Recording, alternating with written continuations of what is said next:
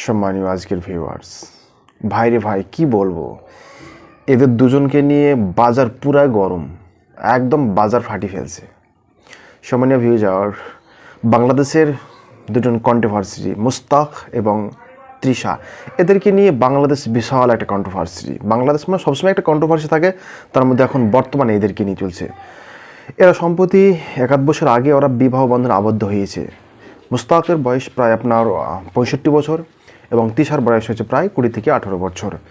এরা বিবাহ বন্ধনে আবদ্ধ হওয়ার পর এক শ্রেণীর যুবক এরা মেনে নিতে পারছে না, এরা কোনো মতে এটাকে মেনে নিতে পারছে না। এটা কি করে হয়? আমরা বিবাহ করতে পারছি না, আমরা মেয়ে খুঁজে পাচ্ছি না, আর ইনি আমাদের দাদুর বয়সের ব্যক্তি একজন 18 বয়সের ফুটফুটে যুবতীকে বিয়ে করে বিন্দাস এনজয় করছে। এটা যুবকরা কখনোই মেনে নিতে পারছে না।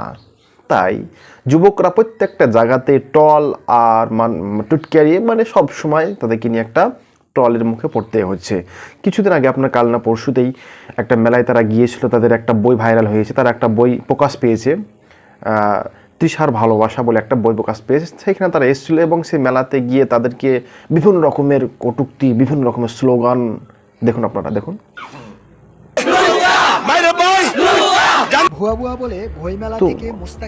আমার মতে বলে যে এরা কি বিবাহ করে ঠিক করেছে।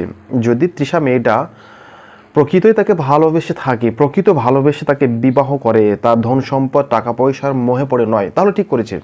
আর যদি তৃষা মেয়েটা তার মুস্তাকের অনেক টাকা পয়সা ধন দৌলত আছে, এই ধন দৌলত সম্পত্তি দেখে যদি বিবাহ করে, তাহলে কিন্তু তৃষা মেয়েটা ঠিক করেনি। অবশ্যই তাকে গালি খেতে হচ্ছে, ট্রোলের সম্মুখীন হতে হচ্ছে। সম্মানীয় আজকের ভিউয়ার্স, আমাদের নবী মুহাম্মদ সাল্লাল্লাহু আলাইহি সাল্লামের বয়স যখন প্রায় 40 বছর ছিল, মা আয়েশার বয়স তখন কিন্তু খুবই অল্প ছিল, 8 থেকে 9 বছর বয়স। তখন মানে সেই বিষয়টাও আমাদেরকে মাথায় রাখতে হবে যে যদি কোনো একটা মেয়ে বিবাহ করে, একটা মেয়ে যদি একটা বৃদ্ধ মানুষকে, বয়স্ক মানুষকে বিবাহ করতে পারে, এতে সমাজের এত মাথা ঘামার বা সমাজের এত মাথা ব্যথার আমি কিছু দেখতে পাচ্ছি না।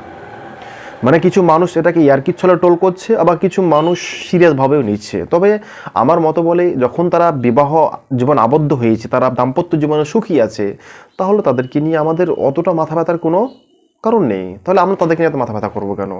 তারা সুখী আছে, তারা সুখে থাক না। যদি তৃষা মেয়েটা কোনো রকম অভিযোগ করে সমাজের সামনে বা সোশ্যাল মিডিয়ার সামনে যে না, বুড়িয়া বেটাকে আমি বিয়ে করে আমি সুখী নাই, আমাকে জ্বালাচ্ছে বা হ্যাঁ না, তাদের কোনো কমপ্লেন নাই, তারা সুখে আছে, বিন্দাস সুখে সংসার করছে, দিন রাত আপনার রিল করছে, ব্লগ করছে, ফেসবুকে ছাড়ছে, সোশ্যাল মিডিয়াতে ছাড়ছে, তারা তো সুখে আছে। তাহলে আমাদের এত মাথা ব্যথা নড়বে কি? আশ্চর্য ধরনের আমরা মানুষ হয়ে গেছি, কারো সুখেও কিন্তু আমরা সহ্য করতে পারি না। আমরা বাঙালি, কারো সুখ সহ্য হয় না, ওদের সুখে আছে, আমাদের এটা সহ্য হবে না। সামান্য আজকে ভিউয়ার্স, কেউ যদি বয়স্ক মানুষকে বিয়ে করতে পারে, এতে কোনো পাপের কাজ নাই। যে মহাবড় একটা অন্যায় করে দিয়েছে, এটা কোনো পাপের কাজ নাই। আজকাল বড় বড় সেলিব্রিটিরা এমন কাজ করে যা কল্পনার বাইরে, তাহলে এরা করেছে, এদের কোনো ডোন্ট ম্যাটার, এটা কোনো ম্যাটার নাই। সামান্য ভিউয়ার্স, এটাকে অবশ্যই আপনারা খুব খারাপভাবে নেওয়ার কিছুই নাই। আপনি যদি খুব খারাপভাবে বা এটাকে দৃষ্টিকটু বা টোলভাবে নেন, কিন্তু তাহলে আমাদের মুহাম্মদ সাল্লাল্লাহু আলাইহি সাল্লাম কিন্তু এই প্রায় 40 বছর বয়সে মা আয়েশাকে 9-10 বছর বয়সের মেয়ে মা আয়েশাকে বিয়ে করেছিল। তাহলে বিষয়টা তো কোনো খারাপ বিষয় নয়, সে করতে পারে। আসসালামু আলাইকুম।